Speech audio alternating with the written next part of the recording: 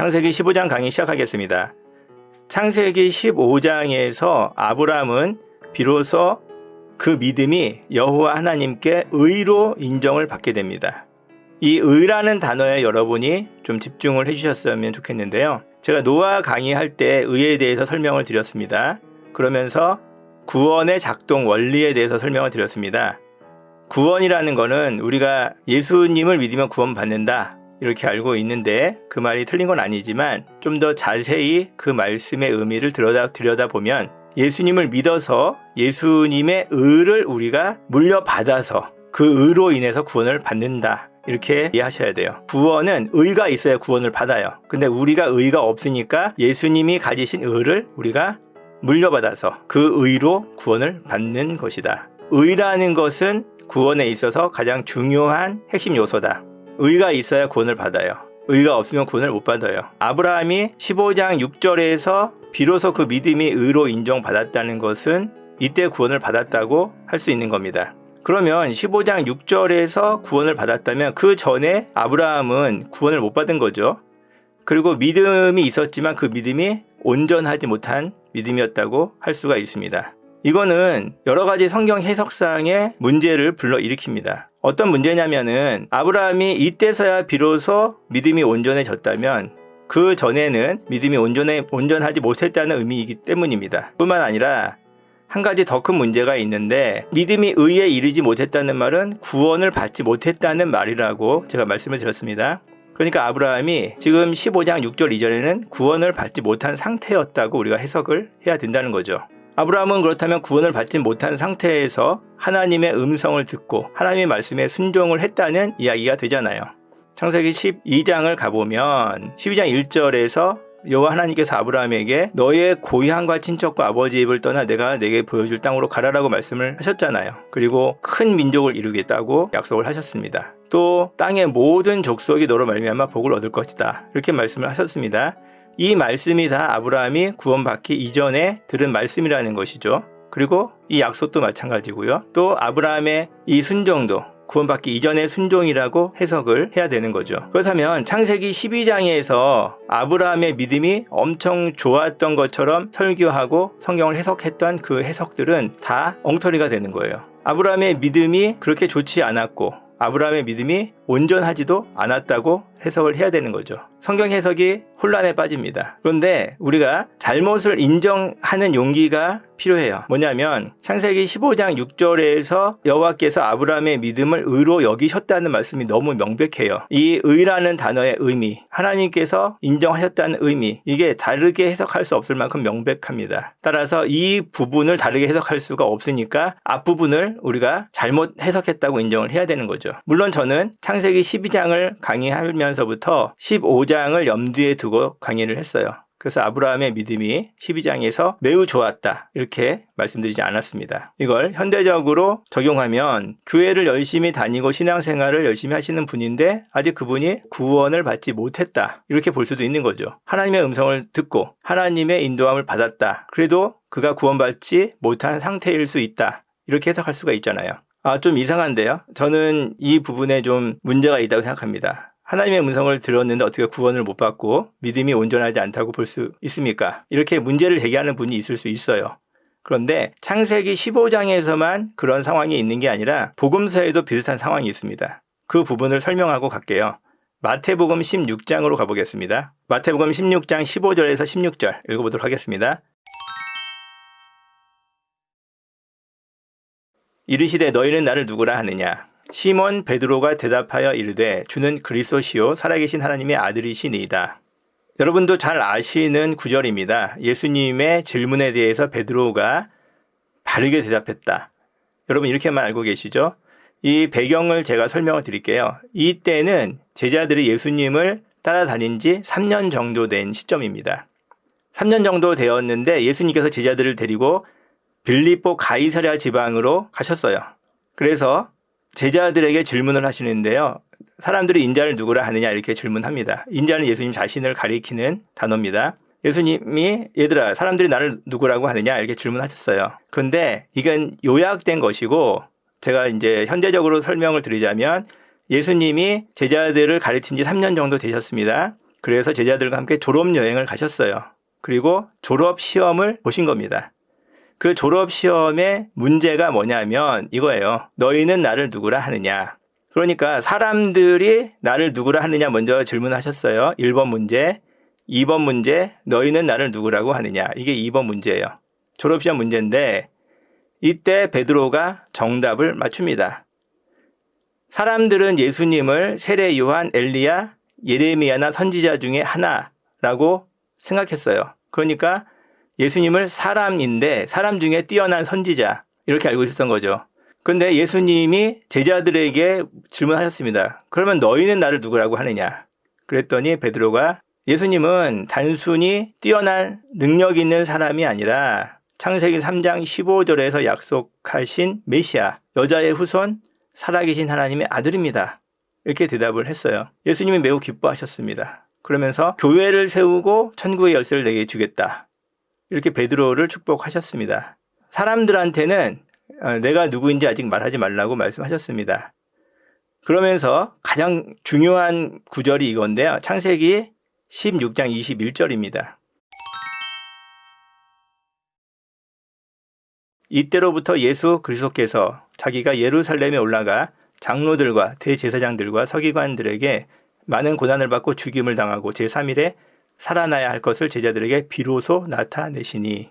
이 마태복음 16장 21절의 내용이 성경의 핵심이거든요. 단순히 예수님을 믿는다 그게 아니라 더 구체적으로 예수님의 의를 우리가 받아야 된다고 설명을 드렸죠. 예수님이 고난을 받으시고 죽임을 당하시는 거, 이게 우리에게 의를 주기 위해서 대속의 대가를 치르시는 거잖아요.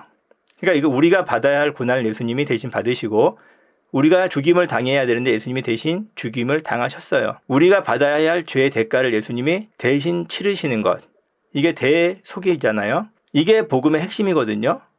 예수님을 믿는다고 하지만 이거를 모르고 이걸 믿지 않는다면 그거는 예수님을 믿는 게 아니에요. 그냥 단순한 유신론자예요. 예수님의 존재를 믿는 거지 예수 그리스도의 그 성품과 사역을 믿는 게 아닌 거예요. 이 졸업시험 이후에 예수님이 이걸 가르치셨다고요. 이걸 모르고 예수님을 믿는 건 믿음이 아닙니다. 그런데 제자들은 아직 이거를 배우지 못했던 거예요. 이때로부터 비로소니까. 이 전부터는 가르치지 않았다는 거죠. 이 전에 예수님은 제자들에게 많은 기적을 보여주셨어요. 그리고 많은 가르침을 하셨어요. 그러나 이 핵심적인 가르침은 아직 하지 않으셨다는 거죠. 제자들이 온전한 믿음을 가지고 있었을까요? 그렇지 않습니다. 이거는 핵심을 요약한 내용이기 때문에 이걸 배우지 않았다는 것은 복음을 제대로 배우지 못했다는 것을 알 수 있습니다. 예수님이 그럼 왜 이거를 미리 가르치지 않으셨을까요? 베드로의 반응을 보면 알 수가 있습니다. 베드로가 예수님을 붙들고 항변했습니다. 폭력을 썼어요. 지금도 그렇지만 선생님을 이렇게 붙잡는 거는 매우 잘못된 행동이죠. 아주 베드로가 정신이 나간 겁니다. 너무 흥분했어요. 왜냐하면 베드로는 예수님의 능력을 알고 있었잖아요. 예수님은 병든 자를 고치시고 오병이어의 기적으로 배고픈 많은 사람들을 먹일 수 있는 엄청난 능력을 가진 분이에요. 이런 예수님이 고난을 받고 죽겠다고 하시니까 베드로는 너무 답답하고 화가 났어요. 예수님이 잘못된 생각을 하고 있다고 확신을 했어요. 그래서 예수님한테 예수님 정신 차리십시오. 그런 이상한 생각하지 마십시오라고 반항을 한 거예요. 예수님도 강력하게 베드로를 꾸짖으셨습니다. 사탄아 내두로 물러가라. 너는 나를 넘어지게 하는 자로다. 내가 하나님의 일을 생각하지 않고 도리어 사람의 일을 생각하는도다 라고 꾸짖으셨죠. 예수님이 인류를 구원하는 그 대속의 고난과 죽임을 당하려고 하는 의도를 베드로는 알지 못했어요. 베드로는 예수님이 큰 능력으로 로마 군대를 몰아내고 이스라엘을 중심으로 하는 하나님 국가를 만들기를 원했던 거죠. 그리고 그렇게 할 수 있다고 생각했어요. 그러나 예수님의 의도는 베드로의 생각과는 전혀 달랐습니다. 예수님은 눈에 보이는 유형의 제국이 아니라 눈에 보이지 않는 하나님의 나라를 세우려고 하셨고 그것은 폭력과 힘으로 되는 것이 아니라 대속의 고난과 죽음을 통해서 세울 수 있는 나라라는 것을 알려주려고 하신 거죠. 어쨌든 베드로는 예수님의 복음을 받아들일 준비가 안 되어 있었던 거예요. 그래서 예수님께서 조금씩 알려주십니다. 이 마태복음 16장 이전에는 예수님이 주로 기적을 많이 보여주세요. 그래서 예수님이 정말로 하나님의 아들이시라는 것을 제자들에게 알려주십니다. 사람은 아무래도 눈에 보이는 능력을 봐야지만 관심을 갖고 믿음이 생기잖아요. 예수님이 그래서 그런 걸 보여주셨어요. 그러나 마태복음 16장 이후로는 예수님께서 내면적인 것에서 관심을 기울이시고 내면 교육을 하십니다. 제자들도 이제는 능력이 없어져요. 그 전에는 제자들이 귀신을 내어쫓고 병을 고치는 능력이 있었어요. 그러나 이후로는 제자들이 무능력해집니다. 왜 그럴까요? 그것은 인격의 성장을 위해서 외적인 능력이 없어야만 가능하기 때문입니다. 마태복음 17장, 16장 다음 장을 보면은요, 예수님이 변화산에 올라가시는 내용이 나오는데 그때 예수님이 이 변화산에서 내려왔을 때 제자들이 귀신을 내어쫓지 못해서 쩔쩔매는 내용이 나옵니다. 이 구절은 제가 또 나중에 설명을 드리겠습니다. 하지만 어쨌든 제자들이 무능력해졌다. 그 무능력이 극에 달해서 예수님을 버려두고 도망치고 베드로 같은 경우에는 예수님을 부인하는 데까지 이르렀다. 바닥을 치게 되었다. 이렇게 이해하시면 돼요. 마태복음 16장으로 다시 가면은요. 복음을 믿는다는 것은 단순히 예수님이라는 분이 계셨고 능력이 많았고 부활하셨어. 나도 그거 믿어. 이렇게 말로 하는 게 아니에요. 입으로 시인하여 구원에 이른다. 이렇게 로마서에 있어서 그 말을 얘기하는데 그것도 단순히 립 서비스 한다는 걸 의미하는 게 아닌 겁니다. 이 내용을 여러분이 머리로는 받아들이실지 몰라도 그것이 마음까지 이르르는 것은 여러분의 의지로만 되는 것은 아니에요. 믿는 것은 단순히 내가 받아들이는 게 아니고 내 마음 깊숙한 곳까지 이르러서 믿음으로 뿌리가 내리고 성장해야만 하는 것이에요. 이것은 내 의지만으로 되는 게 아니에요. 하나님의 은혜가 있어야만 가능합니다.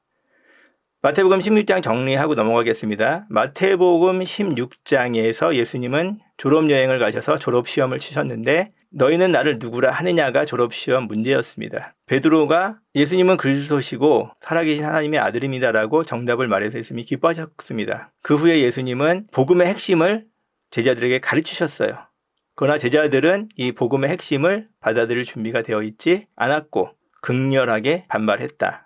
이게 마태복음 16장의 내용입니다. 제자들이 예수님을 3년 동안 따라다녔지만 아직 온전한 믿음을 갖지 못했어요. 창세기로 넘어가서 말씀을 이어나가겠습니다. 아브라함이 창세기 12장에서 하나님의 말씀을 듣고 고향을 떠났지만 15장에 이르기까지 온전한 믿음을 갖고 있지 못했다는 거, 이상한 게 아니라는 거 제가 마태복음을 통해서 설명을 드렸습니다. 우리는 흔히 복음에 관심을 갖고 열심을 내는 사람을 보면 믿음이 좋은 사람이라고 이야기합니다.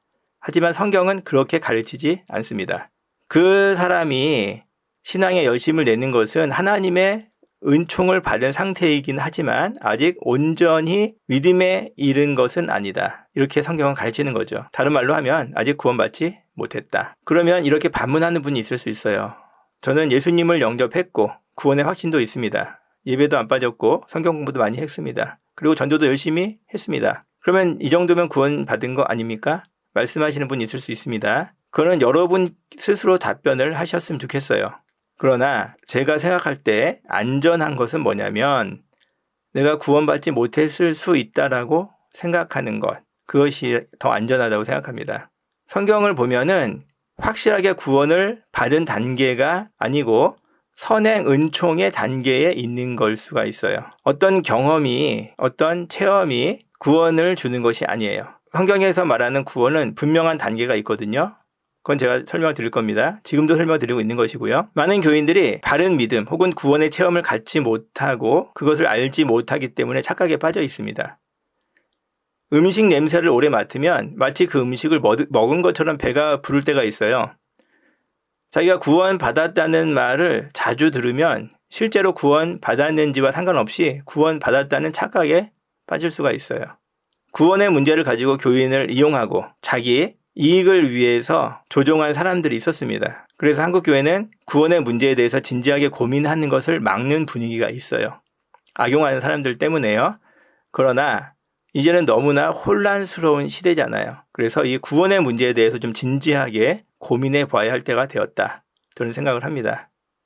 지금 우리가 교회에서 배우는 구원론은 이것은 인본주의적 구원론이에요. 목회자들이 신학교에서는 개혁주의, 신본주의를 배우지만 교회에서는 인본주의를 가르칩니다. 그 두 개가 모순됐다는 걸 알지도 못해요. 그게 목회적으로 활용도가 높기 때문에 인본주의를 가르칩니다. 그러나 인본주의는 우리가 보듯이 문제에 봉착하고 큰 혼란을 일으킵니다. 또 성경 해석에도 들어맞지가 않아요. 이거는 제 주장만이 아닙니다. 조나단 에드워즈의 주장이기도 한데요. 미국의 위대한 목회자죠. 조나단 에드워즈는 선행은총이라는 것을 가르쳤어요. 선행은총이라는 건 뭐냐면 구원을 받기 전에 하나님께서 은혜를 주시는 단계가 있다. 성경을 읽게 하시고 교회를 다니게 하시고 기독교에 대해서 관심을 갖게 하시는 우리가 말하는 은혜를 받은 단계, 그거를 조나단 에드워즈는 선행은총의 단계라고 얘기했습니다. 주의할 점은 인본주의자들도 선행은총을 얘기해요. 인본주의자들이 얘기하는 선행은총하고 조나단 에드워즈의 선행은총은 단어는 같지만 내용은 다릅니다. 인본주의자들이 말하는 선행은총은 내가 구원을 받을 수도 있고 안 받을 수도 있다. 내가 구원을 선택할 수 있다라는 내용의 선행은총이고요. 조나단 에드워즈가 말하는 선행은총은 사람이 하나님의 은혜를 받기 위해서, 구원을 받기 위해서 그 구원을 추구하는 단계가 있어야 한다. 이걸 의미해요. 구원은 하나님이 주도적으로 하시는 것이지만 그것을 우리가 원해야 되고 추구해야 돼요. seeking, 찾는다. 이런 단어를 사용했거든요. 그 추구하는 단계, 그것을 선행은총의 단계라고 표현했어요. 근데 우리나라에서는 이 선행은총의 단계를 구원의 확신으로 가르치는 경우가 많습니다. 이게 출발했지만 결승점에 도착하지 못했는데 결승선에 도착한 것처럼 가르치는 경우가 많아요. 제가 안타까운 건 뭐냐면 결승선이 있다는 거를 알려주면 결승선까지 갈 사람들이 많은데 출발선을 결승선이라고 가르치니까 출발선만 지난 후에 허송세월하는 분들이 너무 많아요. 결승선으로 가야 되는데 안 간다는 거죠. 창세기 15장을 보시면서 여러분이 창세기 12장과 15장 사이에 있을 수 있다는 생각을 좀 가지시길 바랍니다. 지금 출발선을 결승선으로 착각하고 있으셨다면 이제 결승선을 향해서 달려가시길 부탁을 드립니다. 창세기 15장 아브라함이 의로 인정받은 믿음을 갖게 되었다는 구절. 이 구절이 제가 지금 말씀드린 구원과 우리의 신앙생활과 밀접하게 관련이 있다는 사실을 기억하시면서 이 강의를 들으시면 좋겠습니다. 창세기 15장의 내용이 크게 두 개예요. 그래서 요절도 두 개인데 먼저 15장 4절에서 6절 이 부분의 요절을 읽고 설명을 드리도록 하겠습니다. 창세기 15장 4절에서 6절 읽겠습니다. 여호와의 말씀이 그에게 임하여 이르시되 그 사람이 내 상속자가 아니라 내 몸에서 날 자가 내 상속자가 되리라 하시고 그를 이끌고 밖으로 나가 이르시되 하늘을 우러러 무뼈를 셀 수 있나 보라. 또 그에게 이르시되 내 자손이 이와 같으리라. 아브라함이 여호와를 믿으니 여호와께서 이를 그의 의로 여기시고. 창세기 15장 6절에서 아브라함이 여호와를 믿었고 이것을 여호와께서 의로 여기셨다는 말씀이 좀 뜬금없이 나옵니다. 죄송합니다. 속된 표현일 수 있는데 뭔가 논리적으로 연결되지 않는 도약이 이 5절과 6절 사이에 있어요. 제가 그래서 옛날에 좀 뜬금없다라고 느꼈기 때문에 그런 표현을 썼습니다. 이 부분을 이해하기 위해서는 왜 하나님께서 아브라함의 믿음을 의로 여기셨는지를 잘 추적을 해봐야 돼요. 이건 아브라함의 심리를 따라가야 이해할 수 있습니다. 앞장의 사건부터 설명을 드리고 15장 1절 부분을 설명을 드릴게요. 앞장에서 우리는 아브라함이 인생에 큰 사건을 겪었다는 것을 배웠습니다. 소돔 지역을 둘러싼 분쟁 과정에서 납치된 조카 롯을 구출한 것이죠. 완벽한 승리였지만 시간이 지날수록 또 다른 생각에 시달리게 됐어요. 그게 뭘까요? 보복의 위협입니다. 아브라함이 기습을 통해서 전투에서 승리했지만 그돌라오멜 연합군은 아브라함보다 훨씬 더 강대한 세력입니다. 그렇다면 그들이 세력을 회복해서 아브라함에게 보복할 수 있습니다. 그러니까 삶이 불안정해진 거죠. 죽음의 위협을 실질적으로 느끼고 불안감에 시달릴 수밖에 없는 상태예요. 자, 이런 상황이라는 것을 여러분이 이해하시고요. 하나님께서 환상 중에 아브라함에게 이렇게 말씀하신 이유가 이 심리를 이해하지만 이해가 돼요. 여호와께서 환상 중에 아브라함에게 이르시되 아브라함아 두려워하지 말라 나는 너의 방패요 너의 지극히 큰 상급이니라 이 말씀하셨어요. 너의 방패다 이 말씀은 잘 이해가 되실 거예요. 내가 너를 보호하는 사람이다. 내가 너를 보호해 줄 거다라고 말씀을 하신 거예요. 아브라함의 두려움을 위로하시고 거기에 대한 답변을 주신 거죠. 그리고 너의 지극히 큰 상급이다 이렇게 말씀하셨어요. 그런데 아브라함은 이 말씀에서 어떤 아쉬움을 느꼈냐면요. 이 상급이라는 거 있잖아요. 하나님이 방패고 상급이다. 내가 너의 보물이고 너의 재산이다. 이렇게 말씀하신 건데요. 아브라함은 여기에서 어떻게 생각이 연결이 되냐면 제가 아무리 재산이 많아도 자식이 없으니까 저는 허무합니다. 이렇게 말을 했어요. 아브라함은 자식이 없으니까 아무리 재산을 많이 모아도 그냥 종에게 재산을 물려줄 수밖에 없습니다. 이게 아무래도 허무했던 거죠. 아브라함은 죽음의 위기를 겪고 생사가 불투명한 미래 속에서 자신의 인생을 돌아봤을 거예요. 그리고 내가 열심히 노력하고 신앙생활을 해왔지만 자식이 없다 보니까 나는 남는 게 없구나라는 허탈함에 빠졌을 거예요. 지금 하나님께서 이 상황에서 찾아오셔서요. 내가 너의 방패고 너의 상급이다라고 말씀하셨어요. 아브라함은 상속자의 문제로 생각이 이어졌습니다. 그때 하나님께서 다시 한번 말씀하십니다. 앞에서도 말씀하셨지만 또 말씀하시는 게 뭐냐면 내가 너에게 상속자를 줄 거다 이렇게 말씀하셨습니다. 아브라함은 주께서 내게 씨를 주지 않으셨습니다. 그러니까 내 집에서 길린 종이 상속자가 될 겁니다 라고 말을 했고 하나님은 아니다. 네 몸에서 날 자가 네 상속자가 될 거라고 말씀하셨습니다. 그러면서 하늘의 별을 보여주시면서 실물 교육을 하셨습니다. 자, 이 상황이 중요합니다.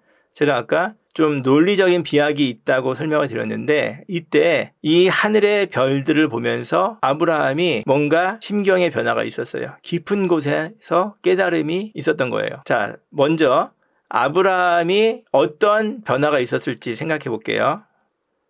15장 6절에 보면 아브라함은 여호와를 믿으니 여호와께서 이를 의로 여기셨다고 되어 있는데 성경에서는 의로 인정된 믿음은 단 하나밖에 없어요. 예수 그리스도를 통한 의밖에 없거든요.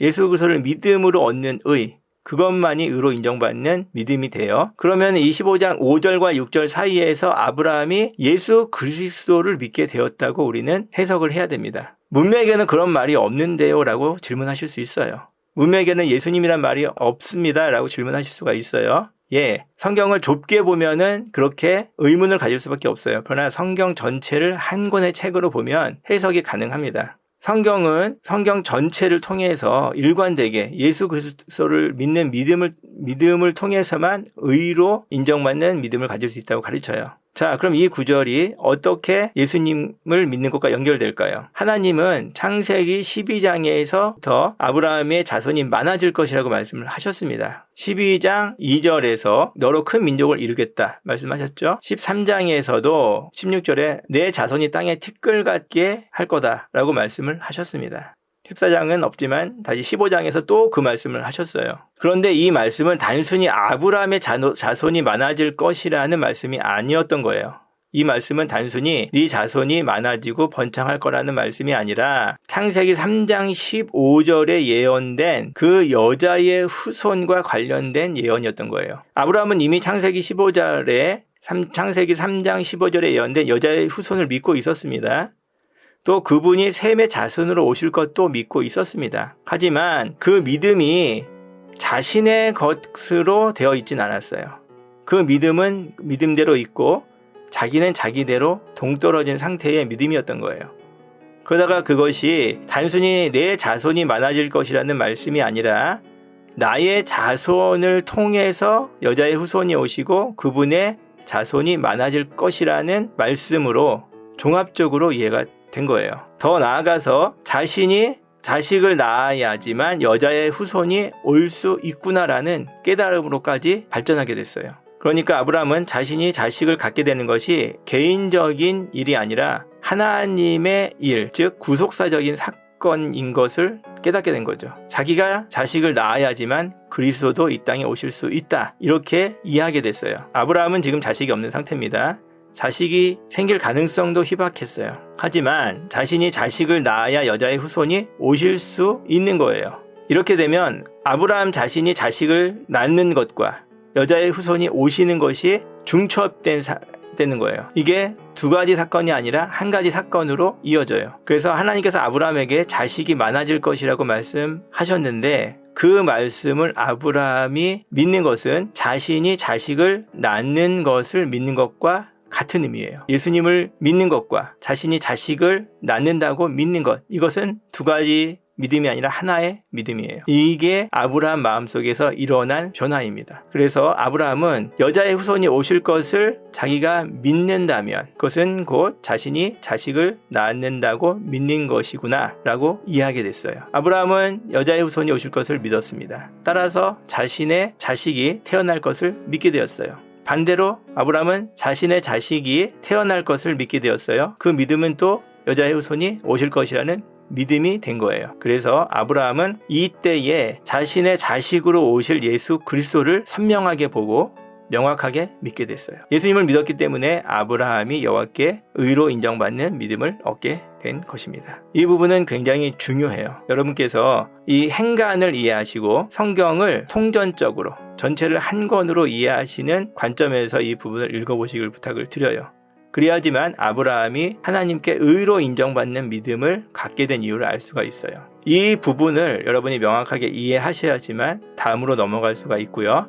그리고 성경 전체가 새롭게 여러분 머릿속에서 체계적으로 정리가 되실 겁니다. 제가 오늘 드린 말씀들이 복잡해 보이는데 굉장히 많은 내용을 압축해서 그래요. 여러분께서 이번 시간에는 이 부분을 좀 생각해 보시길 부탁을 드립니다. 다음 요절은 다음 시간에 이어서 설명드리도록 하겠습니다. 감사합니다.